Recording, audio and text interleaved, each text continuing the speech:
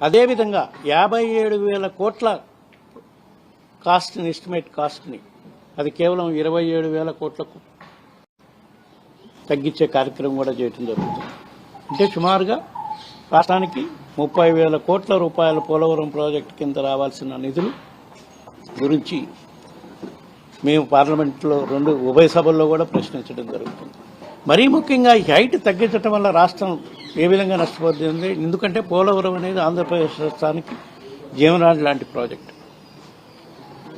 రాష్ట్రం విడిపోయినాక పోలవరం ప్రాజెక్టు నిర్మాణం చేసుకుంటే ఉత్తరాంధ్ర జిల్లాలకు కూడా ఉత్తరాంధ్ర సుజల స్రవంతి ద్వారా తాగునీరు సాగునీరు కోస్తాంధ్ర జిల్లాలకు కూడా అన్నిటికి కూడా అందించే కార్యక్రమం జరుగుతుంది. కాబట్టి దాన్ని 45 మీటర్స్ హైట్కి నిర్మాణం చేయాలనే దానిపై మేము రాబోయే రోజుల్లో కూడా తప్పకుండా దానిపై పోరాటం చేయడం జరుగుతుంది. దానివల్ల వాటర్ స్టోరేజ్ కెపాసిటీ దారుణంగా పడిపోయే పరిస్థితి వస్తుంది. దానివల్ల ఉత్తరాంధ్ర ప్రాంతానికి నీళ్ళు ఇచ్చే పరిస్థితి ఉండదు. ఎందుకంటే అది 45.9 మీటర్స్ కనుక ప్రాజెక్ట్ నిర్మాణం జరిగితే ఆల్మోస్ట్ 194-95 టీఎంసీ స్టోరేజ్ కెపాసిటీ వస్తుంది. అదే 41 మీటర్స్కి తగ్గించడం వల్ల కేవలం 114 టీఎంసీ సామర్థ్యమే ఉంటుంది. కాబట్టి నీటి లభ్యత పూర్తిగా తగ్గిపోయి ప్రాజెక్టు యొక్క మొత్తం ప్రయోజనాలకే దెబ్బతీసే పరిస్థితి వస్తుంది. కాబట్టి దీనిపై తప్పకుండా మేము రాబోయే రోజుల్లో కూడా కేంద్ర ప్రభుత్వం దృష్టికి తీసుకెళ్లి దీనిపై పోరాటం చేసే కార్యక్రమం చేస్తామని చెప్పి ఈ సందర్భంగా తెలియజేసుకుంటున్నాం. అదేవిధంగా ఇంకో ప్రధాన అంశం రాష్ట్రానికి సంబంధించినప్పటికీ విశాఖపట్నం రైల్వే జోను మేము గత 5 సంవత్సరాల్లో పలు సందర్భాల్లో మా ముఖ్యమంత్రి జగన్మోహన్ రెడ్డి గారు అప్పుడు ముఖ్యమంత్రిగా ఉన్న జగన్మోహన్ రెడ్డి గారి నాయకత్వంలో మా ఎంపీలంతా కూడా పోయి అడగడం జరిగింది. సరే వివిధ కారణాల వల్ల అది అప్పుడు చేయలేకపోయారు. ఇప్పుడు రైల్వే జోను శాంక్షన్ చేయటమే కాక పనులు ప్రారంభించే కార్యక్రమం కూడా చేశారు. కానీ దాంట్లో రాష్ట్రానికి ఇంకొక అన్యాయం జరుగుతుంది. విశాఖపట్నంలో రాబోయే రైల్వే జోన్లో వాల్తేరు డివిజన్ని పూర్తిగా దాంట్లో ఉండేటట్టుగా కూడా చేయాలని. ఎందుకంటే ఇప్పుడు దాన్ని మళ్ళీ వాల్తేరు డివిజన్ స్ప్లిట్ చేసే కార్యక్రమం జరుగుతుంది. కాబట్టి స్ప్లిట్ చేసి జీవో ఇచ్చే కార్యక్రమం చేశారు. కాబట్టి దాన్ని కూడా అడ్డుకోవాల్సిన పరిస్థితి ఉంది. దానిపై కూడా మేము ఉభయ సభల్లో దీనిపై చర్చించే కార్యక్రమం రాబోయే రోజుల్లో చేస్తామని చెప్పి ఈ సందర్భంగా తెలియజేస్తున్నాం. ఇంకో ప్రధాన అంశం రాష్ట్రానికి సంబంధించినంత వరకు స్టీల్ ప్లాంట్ పునరీకరణ చేయడం కోసం పురోగతిని మళ్ళా సాధించడం కోసం స్టీల్ ప్లాంట్లో కేంద్ర ప్రభుత్వం 11,000 కోట్ల రూపాయలు నిధులు ఇవ్వటం వరకు బాగానే ఉంది, మంచి పరిణామమే. కానీ ఈ రోజు కూడా స్టీల్ ప్లాంట్ ఎంప్లాయీస్కి గత 4-5 నెలల నుంచి పూర్తి స్థాయిలో జీతాలు మాత్రం ఇచ్చే పరిస్థితి లేదు. కేవలం 30%, 50%, 60% మాత్రమే జీతాలు ఇచ్చే కార్యక్రమం జరుగుతుంది. కాబట్టి దీన్ని కూడా తప్పకుండా అందులో పనిచేసే ఉద్యోగస్తులందరికీ కూడా పూర్తి స్థాయిలో జీతాలు కేంద్ర ప్రభుత్వం విడుదల చేసే విధంగా కేంద్ర ప్రభుత్వం ఒత్తిడి తీసుకొచ్చే కార్యక్రమం కూడా చేస్తాము. అదేవిధంగా స్టీల్ ప్లాంట్ ఎందుకంటే ఆంధ్రుల ఎన్నో త్యాగాలు పోరాటాల ఫలితంగా తెచ్చుకున్న విశాఖ స్టీల్ ప్లాంట్ అది మనుగడ సాగించాలంటే ఫైనాన్షియల్ రీహాబిలిటేషన్ ప్యాకేజే కాకుండా క్యాప్టివ్ మైన్స్ కూడా చాలా అవసరం. మైన్స్ను కూడా కేంద్ర ప్రభుత్వం దానికి చేకూర్చే విధంగా కూడా మేము కేంద్ర ప్రభుత్వంని రాజ్యసభలో లోక్సభ కూడా ఒత్తిడి తీసుకొచ్చే కార్యక్రమం చేసే జరుగుతుంది. అదేవిధంగా కేంద్ర ప్రభుత్వం ఎందుకంటే అక్కడ ఉండే ఉద్యోగస్తుల్లో ఇప్పటికీ ఫైనాన్షియల్ ప్యాకేజ్ ఇచ్చినా కూడా అభద్రత అయితే ఉంది. అందుకని కేంద్ర ప్రభుత్వం దానిపై కూడా విశాఖ స్టీల్ ప్లాంట్ని ప్రైవేటైజ్ చెయ్యము అని ఒక అష్యూరెన్స్ కూడా ఇస్తే అష్యూరెన్స్ ఇయటమే కాకుండా ఉద్యోగస్తులకు నిలిపేసిన జీతాలు కూడా పూర్తి స్థాయిలో విడుదల చేసే కార్యక్రమం చేయాలని చెప్పి మేము వైఎస్ఆర్ కాంగ్రెస్ పార్టీ తరఫు నుంచి కేంద్ర ప్రభుత్వాన్ని డిమాండ్ చేస్తూ ఉన్నాం. ఇదే విధంగా రాష్ట్రానికి రావాల్సిన వివిధ అంశాలపై కూడా 2 చట్టసభల్లో కూడా మేము పార్లమెంట్ సభ్యులందరము కేంద్ర ప్రభుత్వంపై ఒత్తిడి తీసుకొచ్చే కార్యక్రమం చేస్తుంటే తెలుగుదేశం పార్లమెంట్ సభ్యులు 2 సభల్లో కూడా ఊరక వైఎస్ఆర్ కాంగ్రెస్ పార్టీ పార్లమెంటు సభ్యులపై మా నాయకుడు జగన్మోహన్ రెడ్డి గారిపై నిందలేసే కార్యక్రమం చేస్తున్నారు. నిన్న కూడా ప్రెస్ మీట్ పెట్టి మా పార్లమెంటు సభ్యులపై నిందలేసే కార్యక్రమం చేస్తున్నారు.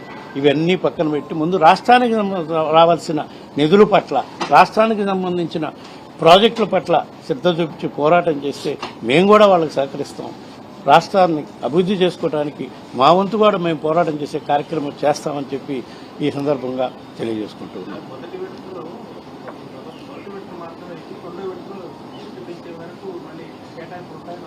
శాంక్షనింగ్ అయితే ఇవ్వాలిగా, 45 మీటర్స్ శాంక్షనింగ్ అప్రూవల్ ఇవ్వాలి కదా.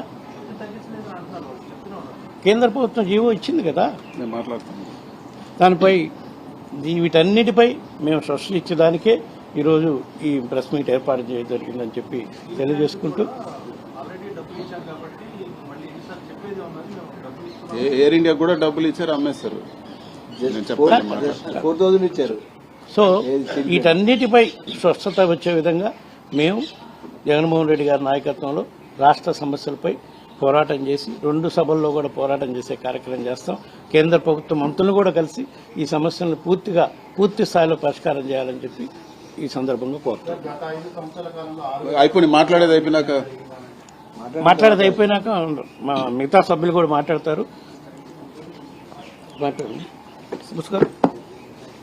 అదేవిధంగా ఇంకో ప్రధాన అంశం కూడా, రాష్ట్రంలో ఎంతో మంది రైతులు గిట్టుబాటు ధరలు లేక ఈరోజు రాష్ట్రంలో పరిస్థితి చాలా దారుణంగా ఉంది. మరీ ముఖ్యంగా మిర్చి రైతులకి గిట్టుబాటు ధర లేక కర్నూలు జిల్లా, గుంటూరు జిల్లా రైతులు గిట్టుబాటు ధర లేక, కొనేవాళ్ళు లేక, అదే మా ప్రభుత్వం ఉన్నప్పుడు జగన్మోహన్ రెడ్డి గారి నాయకత్వం వైఎస్ఆర్ కాంగ్రెస్ పార్టీ అధికారంలో ఉన్నప్పుడు ఇంటర్వెన్షన్ అయ్యి గవర్నమెంట్ ఏదైతే ఎంఎస్పీకి తగ్గకుండా పర్చేజ్ చేసే పరిస్థితి ఉండేది. ఈరోజు ఆ పరిస్థితి లేదు రాష్ట్రంలో.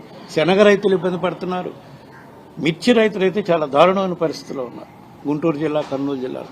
ఈ రైతుల సమస్యలపై కూడా తప్పకుండా కేంద్ర ప్రభుత్వంతో కూడా మాట్లాడి వాళ్ళు గిట్టుబాటు ధర వచ్చే విధంగా మా వంతు కృషి చేస్తామని చెప్పి ఈ సందర్భంగా తెలియజేస్తారు.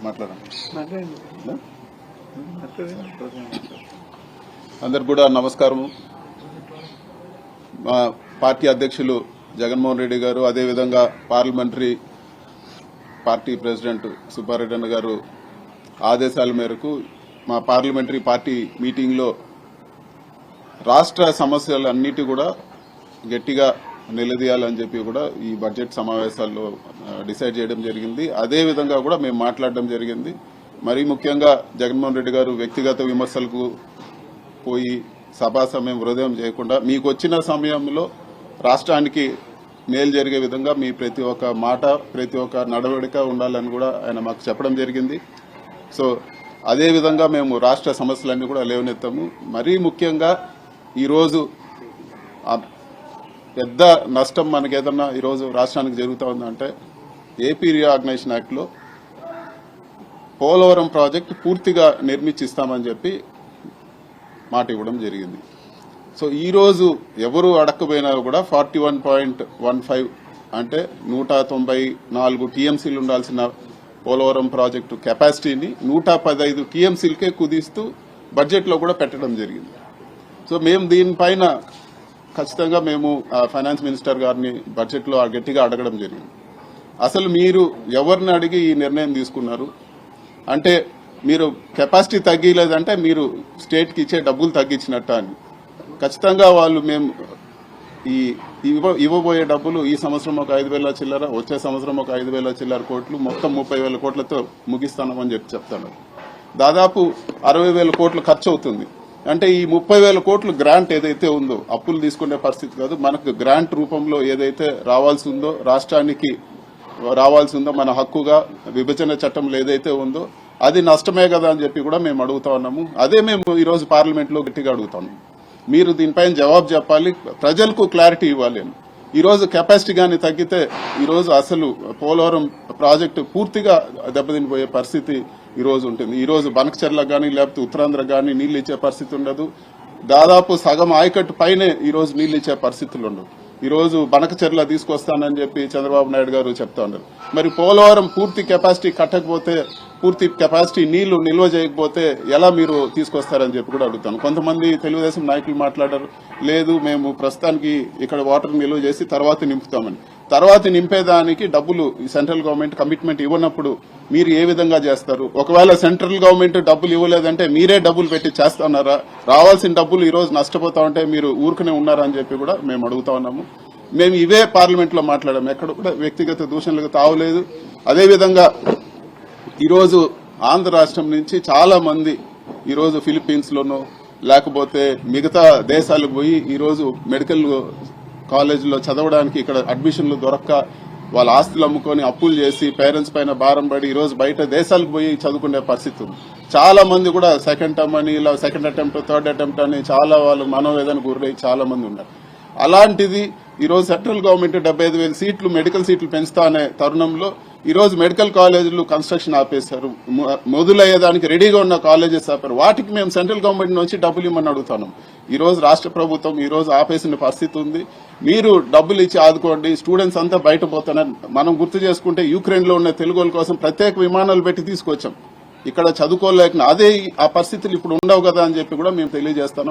అదేవిధంగా విశాఖపట్నం స్టీల్ ప్లాంట్ మేము 2,000 ఇచ్చాం 3,000 ఇచ్చాం అంటున్నారు. మనకు కావాల్సింది విశాఖపట్నం స్టీల్ ప్లాంట్ ప్రైవేటైజ్ అవ్వకూడదు. దానిపైన ఖచ్చితంగా మీరు మాట్లాడండి అని చెప్పి కూడా మేము ఈ రోజు సెంట్రల్ గవర్నమెంట్ నిలదీసి మేము అడగడం జరిగింది. మీరు మైన్స్ ఇవ్వాలని చెప్పి కూడా మేము డిమాండ్ చేస్తా ఉన్నాము. అదేవిధంగా ఈరోజు రాష్ట్రంలో ఇంపార్టెంట్ విషయాలన్నీ కూడా మేము విభజన చట్ట హామీలన్నీ కూడా మీరు నెరవేర్చాలని అడిగాం. స్టీల్ ప్లాంట్ గురించి కూడా మేము మాట్లాడడం జరిగింది. ఇవన్నీ కూడా మాట్లాడాం. ఇవన్నీ మేము మాట్లాడుతామంటే దాదాపు ఇప్పుడు 16 మంది తెలుగుదేశం ఎంపీలు ఉన్నారు. వాళ్ళు మమ్మల్ని వ్యక్తిగతంగా మేము ఇవి మాట్లాడిన దానికి మమ్మల్ని తిట్టి మా పైన వ్యక్తిగతంగా మాట్లాడడం తప్పితే ఏ ఒక్క సమస్య అన్నా వాళ్ళు గట్టిగా నిలదీశారని చెప్పి కూడా నేను అడుగుతున్నాను. మీరు మమ్మల్ని తిట్టాలంటే ప్రజల డబ్బులతో ఫ్లైట్లో వచ్చి ప్రజల డబ్బులతో ఈరోజు జీతాలు మేము తీసుకొని ప్రజల డబ్బులతో మేము ఇక్కడ ఫ్రీగా ఇళ్లలో ఉండి ఇక్కడికి వచ్చి ఒకరినొకరు తిట్టుకుంటే వేస్ట్ కదా అని చెప్పి కూడా మేము మాట్లాడుతున్నాం. మీరు తిట్టాలంటే అదేదో వ్యక్తిగత విమర్శలన్నీ కూడా మీరు విజయవాడలోనో గుంటూరు నుంచో మీ పార్టీ ఆఫీస్ నుంచి తిట్టండి. ఇక్కడ ఢిల్లీకి వచ్చినప్పుడు రాష్ట్ర ప్రజల కోసం కలిసి పనిచేస్తాం. పార్లమెంట్ సాక్షిగా మేము చెప్పడం జరిగింది. పోలవరం గురించి మీరు మీ వెనకాల వచ్చేదాన్ని కూడా సిద్ధము. పోలవరం రాష్ట్రానికి సంబంధించిన రాజకీయాలు పక్కన పెట్టి మీతో వస్తామని చెప్పి కూడా పార్లమెంట్లోనే నేనే మాట్లాడడం జరిగింది. మీతో వస్తాము, రాష్ట్రం నష్టపోకూడదు అని చెప్పి. మరి ఇంతగా ఉన్నప్పుడు అవన్నీ వదిలేసి వ్యక్తిగత విమర్శలు చేసే తప్పు కదా అని చెప్పి కూడా మేము అడుగుతున్నాం. 16 మంది ఎంపీలే కాదు ఈరోజు ప్రభుత్వమే మీ వల్ల నిలుస్తుందని చెప్తా ఉన్నారు. మళ్ళీ ఆ రిజల్ట్ ఆంధ్రాకు ఎక్కడ కనపడతా ఉంది? ఆ రిజల్ట్ కనపడాలి కదా. పోలవరం ప్రాజెక్టులో డబ్బులే తెచ్చుకోలేకపోతే ఇంకా మీరు ప్రభుత్వంలో ఉండి ఏం ఉపయోగం అని చెప్పి కూడా ఈరోజు మేము అడుగుతా ఉన్నాము. అదేవిధంగా తెలుగుదేశం ఎంపీలకు కూడా చెప్పేదేమంటే మీరు రాష్ట్ర ప్రయోజనాలకు మీరు మాట్లాడండి. ధైర్యంగా మీరు మీ గవర్నమెంట్ లో మీ కూటమిలో ఉన్నారు, మీరు మాట్లాడాలని చెప్పి కూడా కోరుతాను. వ్యక్తిగతంగా మీరు మాట్లాడాలంటే అది మీ విజ్ఞతకే వదిలేస్తా ఉన్నాను. Thank you.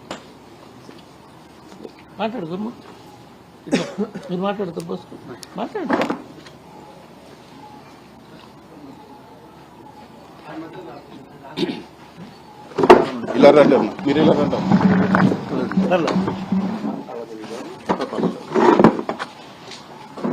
Good evening to all of my good journalist friends, both print and electronic media.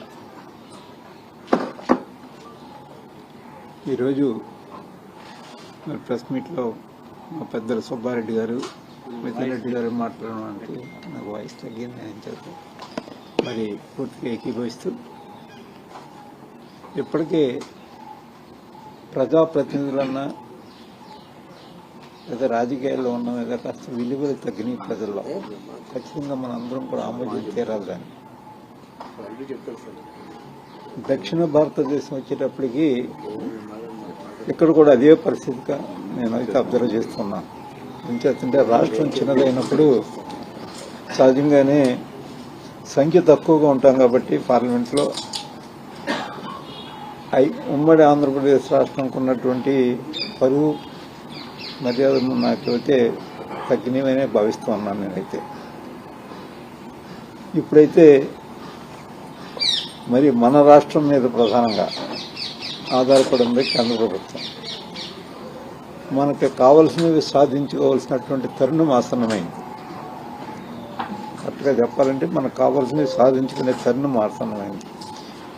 మనకి కావలసినవి సాధించుకునే తరుణంలో కూడా మనం వ్యక్తిగతంగా రాజకీయాల కొరకు ఉపయోగించే సమయాన్ని మరి రాష్ట్ర అభివృద్ధి గురించి వినియోగించినట్టయితే చాలా వ్యత్యాసం కనబడుతోంది.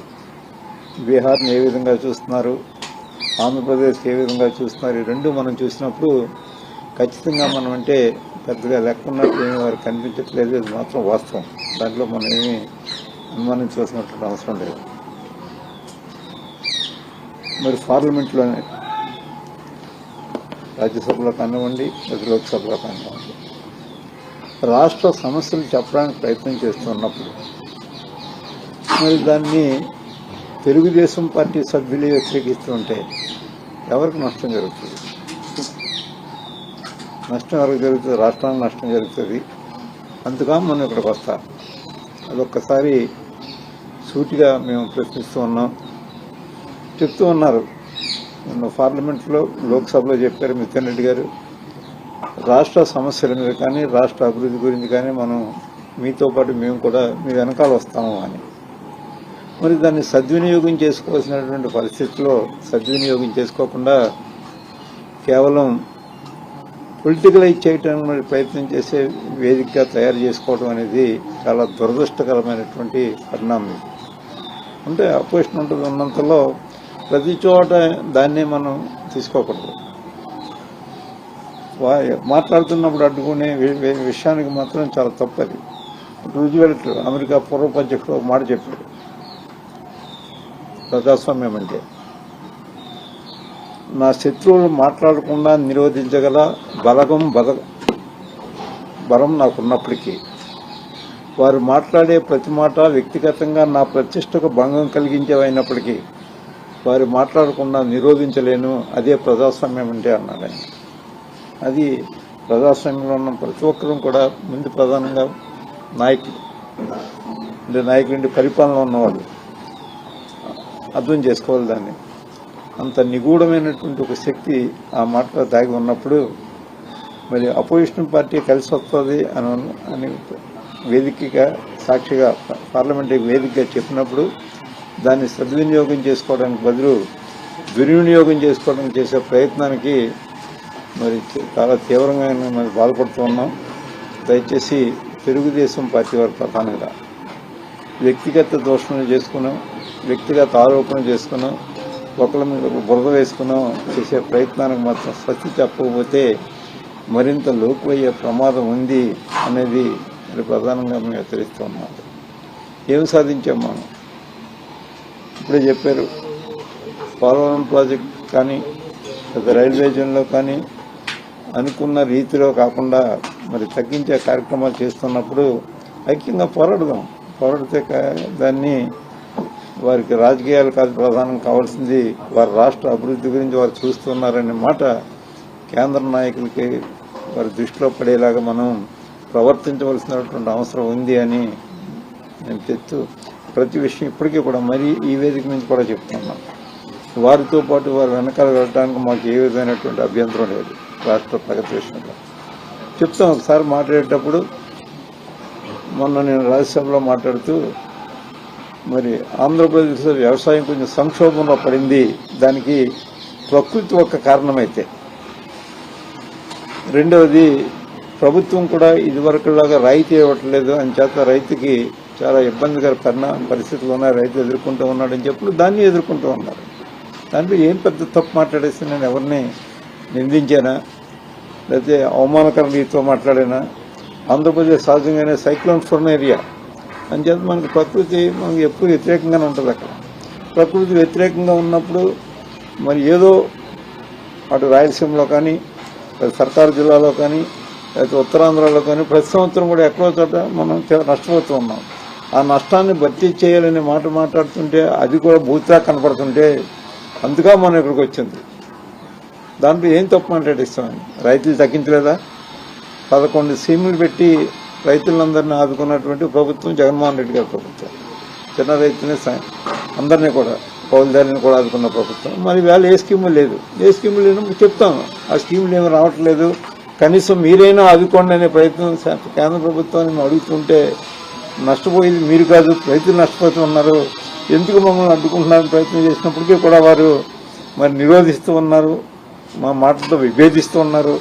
అటువంటి నిరోధాలు విభేదాలు లేకుండా ఇక నుంచి అయినా మనం కలిసి పోరాడదామనే మాట చేయకపోతే మాత్రం ప్రజలు చూస్తూ మాత్రం ఊరుకోవాలని మాత్రం గ్రహించవలసింది ఎవరైనా సరే. అంటే ప్రజలు విజ్ఞానం పెరిగింది, ప్రశ్నించే తీరు అలవాటైంది.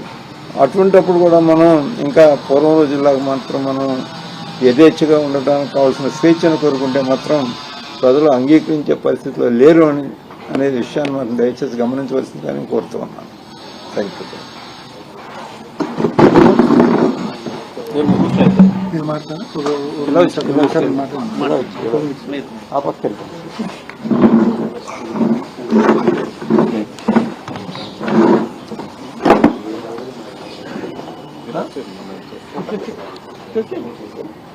ఇవాళ చంద్రబాబు నాయుడు గారి వైఖరి, మరి ముఖ్యంగా రాష్ట్ర ప్రభుత్వ వైఖరి ఢిల్లీలో ఎలా ఉందో ఒకసారి మనం చూస్తే, ఒకసారి 2014 నుంచి 19 వరకు ఎలా ఉండిందో ఒకసారి ఫస్ట్ పరిశీలిద్దాం. 2014 నుంచి 19 వరకు చంద్రబాబు నాయుడు గారు ముఖ్యమంత్రిగా ఉన్నప్పుడు మన రాష్ట్రానికి ఎంతో విలువైన ప్రత్యేక హోదాను కాంప్రమైజ్ అయ్యి, ప్రత్యేక హోదా అనేది మన అష్యూరెన్స్, మన రాష్ట్రానికి ఆ అష్యూరెన్స్ను, ఆ హామీని కాంప్రమైజ్ అయ్యి ఎటువంటి విలువ లేని ప్రత్యేక ప్యాకేజీకి చంద్రబాబు నాయుడు గారు ఒప్పుకున్నారు. అంటే కాంప్రమైజ్ అయిపోయినారు. కాంప్రమైజ్ అయిపోయి కేవలం ఎఫ్ఆర్బిఎం పరిధి దాటి 25,000 కోట్లు అప్పు ఇవ్వడానికి కేంద్ర ప్రభుత్వం ఒప్పుకుంటే, ఆ ఒక్క చిన్న తాయిలానికి ఎఫ్ఆర్బిఎం పరిధి దాటి 25,000 కోట్ల అప్పు కోసం ప్రత్యేక హోదానే కాంప్రమైజ్ అయ్యారు చంద్రబాబు నాయుడు గారు. మరి ఈరోజు 2024లో మళ్ళా ఆయన రెండో టర్మ్లో, రాష్ట్రం విడిపోయిన తర్వాత ఆయన రెండో టర్మ్లో ఒకసారి మనం చూస్తే పోలవరానికి 57,000 కోట్ల రూపాయలు రావాలా. 45.75 మీటర్స్ ఎత్తు, 196 టీఎంసీల కెపాసిటీ. ఇవాళ పోలవరం మరి కేంద్ర ప్రభుత్వం కుదిచ్చింది, దానికి రాష్ట్ర ప్రభుత్వం కూడా యాక్సెప్టెన్స్ ఇచ్చింది. దాన్ని కుదిచ్చి కేవలం 115 టీఎంసీలకు కుదిచ్చింది. కేవలం 41.5 మీటర్లకే కుదిచ్చింది, ఎత్తుకు 41.5 మీటర్ల ఎత్తుకు కుదిచ్చింది. డబ్బు కూడా 30,000 కోట్ల రూపాయలు మాత్రమే ఇస్తా ఉంది. 57,000 కోట్లకు గాను కేవలం 30,000 కోట్ల రూపాయలు ఇస్తా ఉంది. అంటే 27,000 కోట్ల రూపాయల గ్రాంట్ మన రాష్ట్రం కోల్పోయింది. ఈ 27,000 కోట్ల రూపాయల గ్రాంట్ మనం కోల్పోయి ఏం సాధించామంటే, అమరావతికి 15,000 కోట్ల రూపాయల అప్పు సాధించాం. ఇది మన చంద్రబాబు నాయుడు గారి ఘనకార్యం. 27,000 కోట్ల రూపాయలు. పోలవరం మన జీవనాడి. పోలవరం వలన ఉత్తరాంధ్ర బాగుంటుంది. పోలవరం నీళ్లు కృష్ణా డెల్టాకు తీసుకొని వస్తే, రబీలో ఖరీఫ్లో కృష్ణా డెల్టాకు పోలవరం నీళ్ళు ఇస్తే, శ్రీశైలం నీళ్లు రాయలసీమ ప్రాంతానికి ఇవ్వచ్చు. తద్వారా అన్ని ప్రాంతాలు కూడా సస్యశ్యామలమవుతాయనే ఒక గొప్ప తలంపుతో ఆనాడు దివంగత ముఖ్యమంత్రి డాక్టర్ వైఎస్ రాజశేఖర రెడ్డి గారు పోలవరం ప్రాజెక్టును ఆ రోజు శంకుస్థాపన చేసినారు. మరి ఈరోజు అటువంటి పోలవరం ప్రాజెక్టును పూర్తిగా నిర్వీర్యం చేసి, దాని ఎత్తు తగ్గించి, దాని కెపాసిటీ తగ్గించి, దాని ప్రయోజనం తగ్గించి రైతులను, ప్రజలను తీరని మోసం చేస్తా ఉన్నారు చంద్రబాబు నాయుడు గారు. మరి ఇంతటి దారుణమైన కాంప్రమైజ్లు, ఇంతటి దారుణమైన మోసాలు నిజంగా ఏం సాధించేందుకు, ఎవరు ముద్రించేందుకు? ఒక పక్క ఆ రోజు మీరు బీజేపీలో భాగస్వామిగా ఉన్నారు, ఈ రోజు బీజేపీలో మీరు భాగస్వామిగా ఉన్నారు. పైపెచ్చు ఈరోజు మీ వలనే ఈ ప్రభుత్వం నిలబడి ఉంది. మరి 16 మంది ఎంపీలతో మద్దతు ఇస్తూ ఈ ప్రభుత్వాన్ని నిలబెడుతూ మీరు సాధించిందేంది? మీరు కోల్పోయింది 27,000 కోట్ల గ్రాంటు, సాధించింది కేవలం 15,000 కోట్ల రూపాయల అప్పు అని మాత్రమే గుర్తుపెట్టుకోవాలి చంద్రబాబు నాయుడు గారు. మరి ఇంతటి ద్రోహం ఈ రాష్ట్రానికి చంద్రబాబు నాయుడు గారు చేస్తా ఉన్నారనే విషయాన్ని మాత్రమే మరి లోక్సభలో మా ఫ్లోర్ లీడర్ గారైనా, అదేవిధంగా రాజ్యసభలో మా ఫ్లోర్ లీడర్ గారైనా మేము చెప్పిందల్లా కూడా రాష్ట్ర ప్రభుత్వము, మా రాష్ట్ర ప్రజానికం, మా రాష్ట్ర రైతులు ఏ రకంగా నష్టపోతున్నామనేది విషయమే మాత్రమే మా పార్లమెంట్ లో, లోక్సభలో కానీ రాజ్యసభలో కానీ చెప్పాము. ఎక్కడా మేము వ్యక్తిగత విమర్శలు చేయలే. దాంతోపాటు ఒకసారి కడపలో ఉక్కు పరిశ్రమ గురించి ఒకసారి జగన్మోహన్ రెడ్డి గారు ఉక్కు పరిశ్రమ మరి కేంద్ర ప్రభుత్వము యాక్టులో పెట్టినప్పటికీ కేంద్ర ప్రభుత్వం ముందుకు రాకపోతే జిందాల్ పరిశ్రమతో ఎన్నో ప్రయత్నాలు చేసి టాటా వాళ్ళను, జిందాల్ వాళ్ళను అందరితో మాట్లాడి జిందాల్ పరిశ్రమను కడపకు తీసుకొని వస్తే జిందాల్ పరిశ్రమ ఉక్కు పరిశ్రమ పెట్టడానికి కడపలో శంకుస్థాపన చేస్తే మరి చంద్రబాబు నాయుడు గారు ముఖ్యమంత్రి అయిన తర్వాత ఆ జిందాల్ పరిశ్రమను ఉక్కు పరిశ్రమను ముందుకు తీసుకెళ్లాల్సింది పోనిచ్చి జిందాల్ అనే వ్యక్తి మీద తప్పుడు కేసులు పెట్టించి రాష్ట్రంలోకి కాలు పెట్టకుండానే చేసేసినాడు, రాష్ట్రం నుంచి తరిమేసినాడు. దానికి ప్రతిఫలం ఏమైంది? ఈరోజు ఆయన పక్క రాష్ట్రం మహారాష్ట్రకి పోయి మహారాష్ట్రలో దాదాపు 3 లక్షల కోట్ల రూపాయలు పెట్టుబడులు పెట్టేందుకు జిందాల్ గారు మహారాష్ట్ర ప్రభుత్వంతో ఎంఓయూలు చేసుకున్నాడు. ఎంత నష్టపోతా ఉన్నాం, మన నిరుద్యోగ యువత ఎంత నష్టపోతా ఉన్నారు ఈ చంద్రబాబు నాయుడు గారి వైఖరి వలన, మన రైతాంగం ఎంత నష్టపోతా ఉన్నారు, ప్రజలపైన ఈ వడ్డీలు అప్పుల భారం ఎంత పడతా ఉంది చంద్రబాబు నాయుడు గారి వలన. కేవలం ఈ 9 మాసాల్లో 1,00,000 కోట్ల రూపాయల పైచీలకు అప్పు చేసినారు. ఒక్కటంటే ఒక్క పథకం ప్రవేశపెట్టలా. ఎక్కడికి పోతున్నాయో డబ్బులు తెలియదు. ఎందుకు కేంద్రానికి ఈ రకంగా సాగిల పడతా ఉన్నాడో తెలియదు. ఏ వ్యక్తిగత అవసరాల కోసం ఇలా సాగిల పడుతున్నాడో కూడా తెలియదు. మరి ఇంతటి దారుణమైన పరిస్థితులు మన రాష్ట్రంలో ఉన్నాయి. ఏది ఏమైనప్పటికీ రాష్ట్ర ప్రజల అవసరాల కోసం, రాష్ట్రం కోసం తప్పకుండా వైఎస్ఆర్ కాంగ్రెస్ పార్టీ ఎంపీలందరూ కూడా సంఘటితంగా పోరాడతామని చెప్పి గట్టిగా తెలియజేస్తా ఉన్నాం.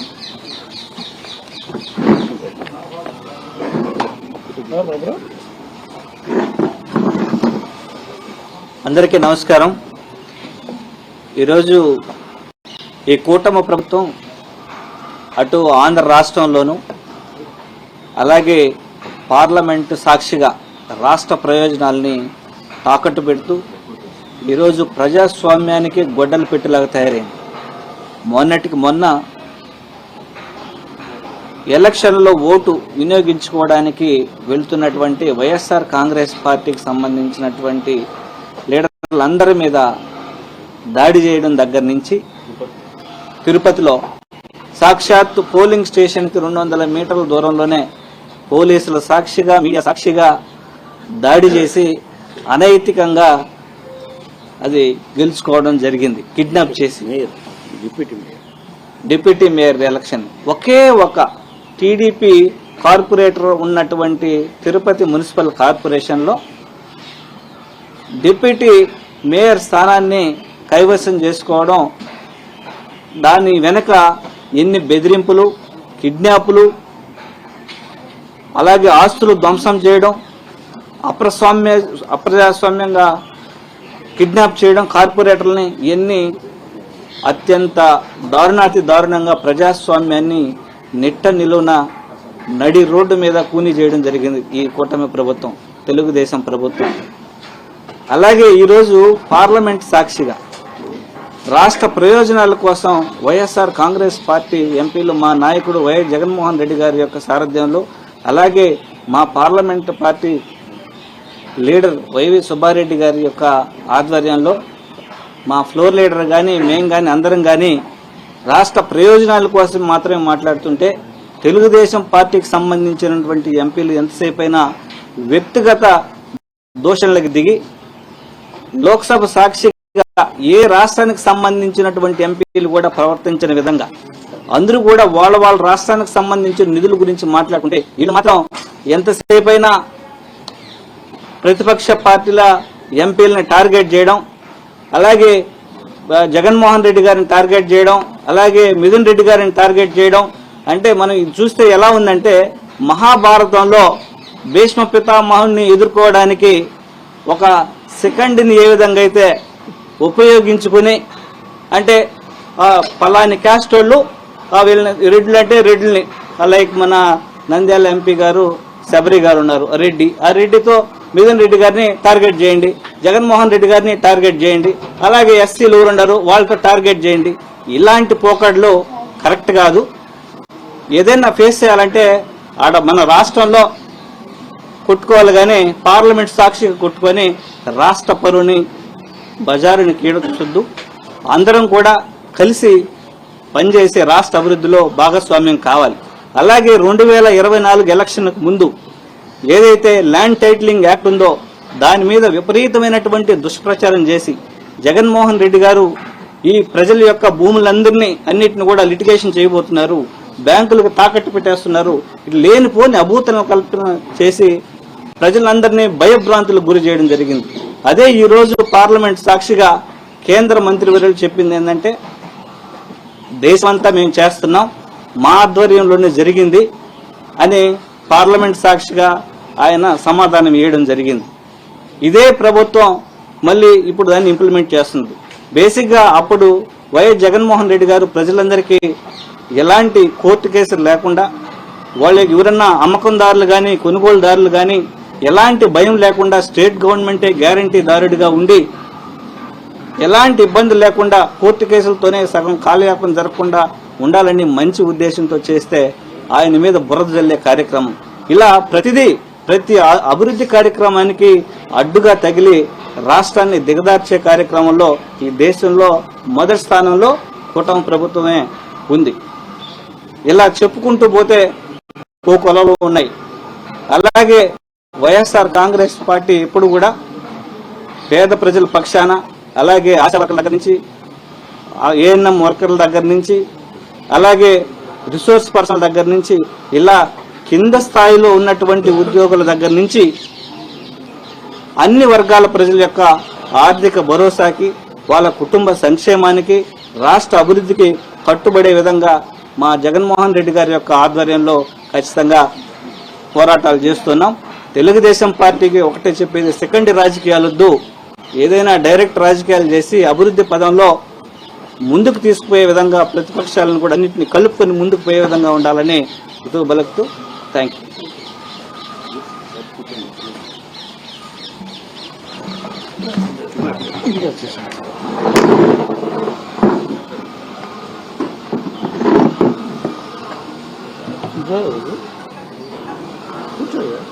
అందరికీ నమస్కారం అండి. పార్లమెంట్ సెషన్స్ జరుగుతున్న సందర్భంలో మా వైఎస్ఆర్ పార్టీ తరఫున మా నాయకులు, గౌరవ ఎంపీలు అందరం కూడా ఒక చిన్న ప్రెస్ మీట్ పెట్టాలనుకున్నాం. నేను 2 విషయాలు ప్రెస్ దృష్టి తీసుకురావాల్సి నేను అనుకుంటున్నాను. మొట్టమొదటి నుంచి చంద్రబాబు గారు పేదరికం పోవాలంటే సంపద సృష్టించాలంటాడు. పేదరికం పోవాలంటే సంపద ఆయన సృష్టించేయడం లేదో తెలియదు, కానీ అప్పుడే ఈ 7 నెలల్లోనే 1,00,000 కోట్ల రూపాయలు అప్పు చేసేసాడు. దావోస్ వెళ్ళి కనీసం నేను 1,00,000 కోట్లు తీసుకొస్తాననేటువంటి గౌరవ ముఖ్యమంత్రి చంద్రబాబు గారు ఉత్తి చేతులతో వచ్చాడు. ఉత్తి చేతులతో వచ్చి వారికి అయిన ఖర్చు సుమారు 30-40 కోట్ల రూపాయలు ఖర్చు చేశాడు. నేను ఒకటే అడుగుతున్నా, మీరు ఎలక్షన్స్ ముందు ఏమైతే ప్రామిస్ చేశారో,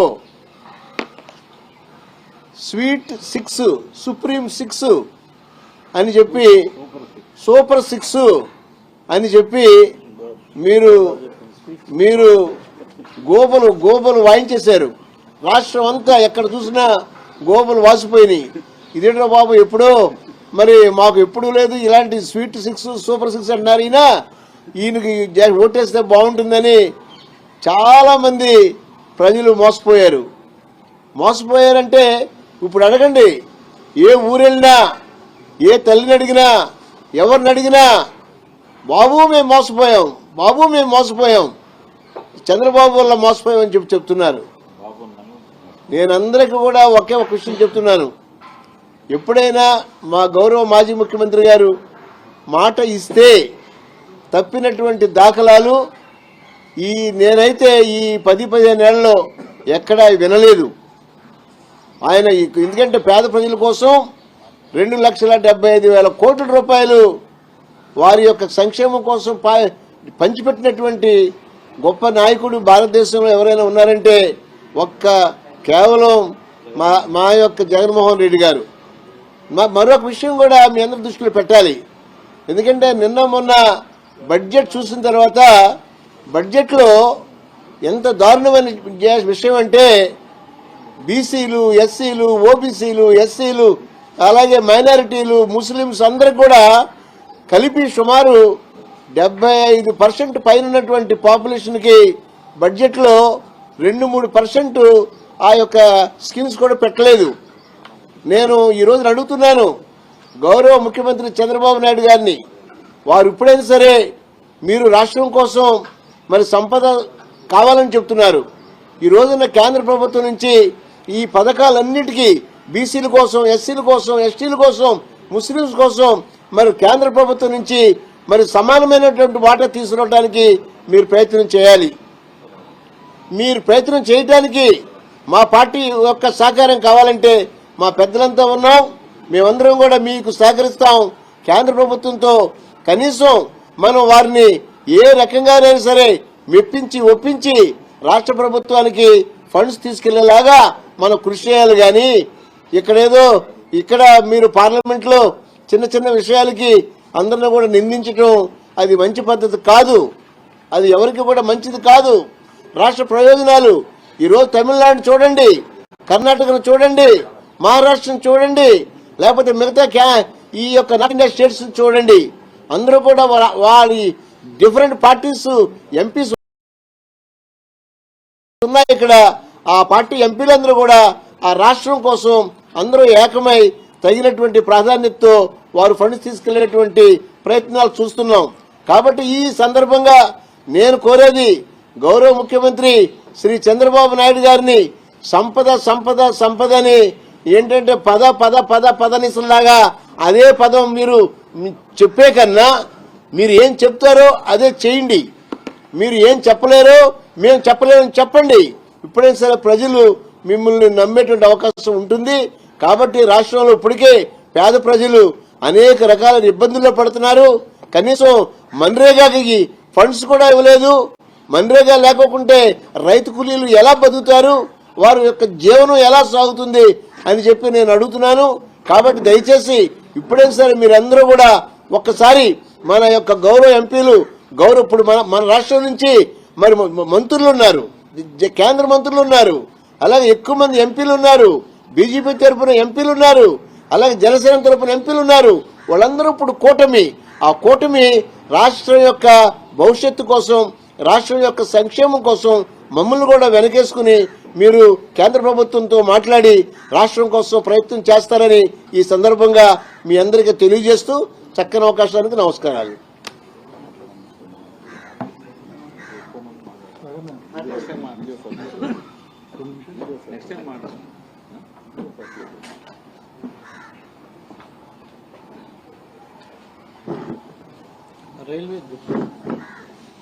అందరికీ నమస్కారం అండి.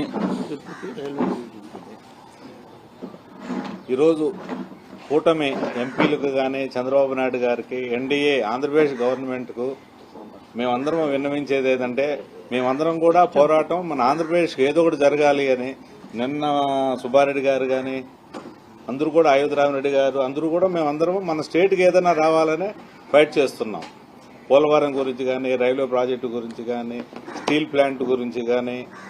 అలాగే ఈరోజు నేను కూడా నా స్పీచ్లో కూడానండి ఐఐటి తిరుపతికి అడిషనల్ ఫండ్స్ కావాలి, పాట్నాకి ఇచ్చిన విధంగా చేయాలని కోరాము. తిరుపతి బాలాజీ డివిజన్ కొత్తగా చేయాలని కోరాము. రైల్వే ప్రాజెక్టుకు కొత్త జోన్లో మనకి ఏమేమి ఫెసిలిటీస్ పెరగాలి, పాత అలానే ఉండాలని కూడా రిక్వెస్ట్ చేయడం జరిగిందండి. పోలవరం గురించి కూడా ఫైట్ చేస్తున్నాము. మా పక్కన తెలుగు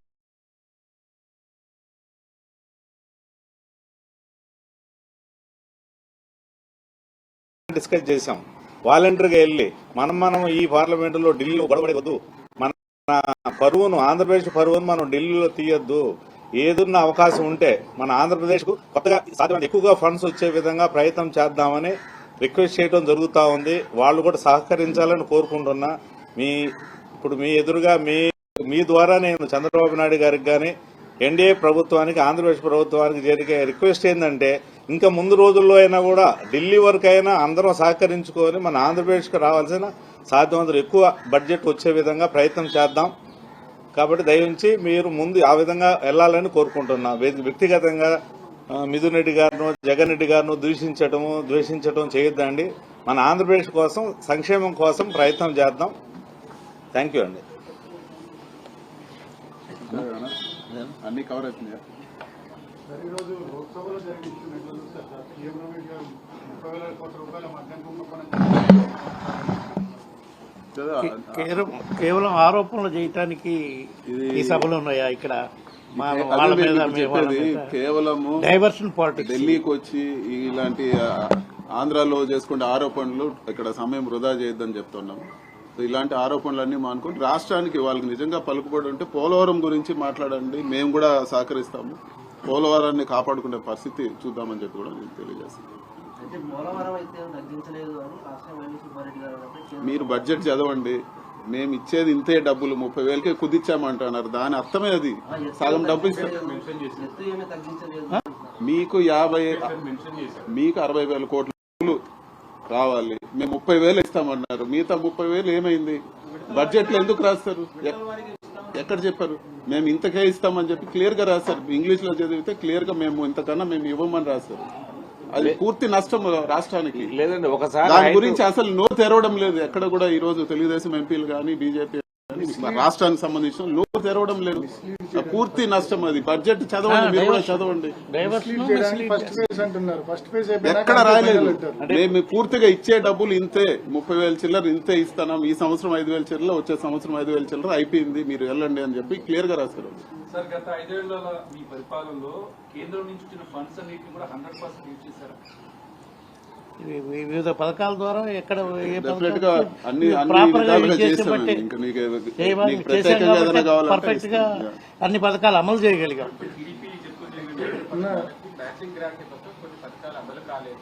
మీరు ఒక్కసారి ఇవన్నీ నిరాధారణ ఆరోపణలు. ఒక్కసారి మీరు పరిశీలిస్తేనా FRBM లిమిట్ కంటే ఎక్కువగా చంద్రబాబు నాయుడు గారి గవర్నమెంట్ 14 to 19 బారోయింగ్ చేసిందన్న కారణంతో 27,000 కోట్ల రూపాయలు బారోయింగ్ చేసిందన్న కారణంతో 2019లో జగన్మోహన్ రెడ్డి గారి గవర్నమెంట్ వచ్చిన తర్వాత 3 ఏళ్ల పాటు మన FRBM లిమిట్ మేరకు కూడా మనల్ని అప్పులు తీసుకోనికుండా ఆయన చేసిన ఎక్సెస్ అప్పులకు మనల్ని అకౌంట్ ఫర్ చేసి మన దగ్గర నుంచి తీసుకునేది. అంటే మీకు తెలుసు, యాజ్ రిపోర్టర్స్ మీ అందరికి తెలుసు, ఏ రాష్ట్రానికి కూడా FRBM లిమిట్ కు పరిధి దాటి ఎవరిని అప్పులు తీసుకునేది. ఒక్క చంద్రబాబు నాయుడు గారు అప్పట్లో ప్రత్యేక హోదా కాంప్రమైజ్ అయినాడు కాబట్టి ఆయనకు ఆ పరిమితి ఇచ్చినారు. 27,000 కోట్లు ఎక్సెస్ ఇచ్చారు. దాన్ని 3 ఏళ్లు మనకు రావాల్సిన డబ్బుల్లో పట్టుకొని తీసుకున్నారు. జస్ట్ అన్ ఎగ్జాంపుల్ ఇది. ఓకే, పోలవరం సెకండ్ ఫేజ్ అనేది ఉండదండి.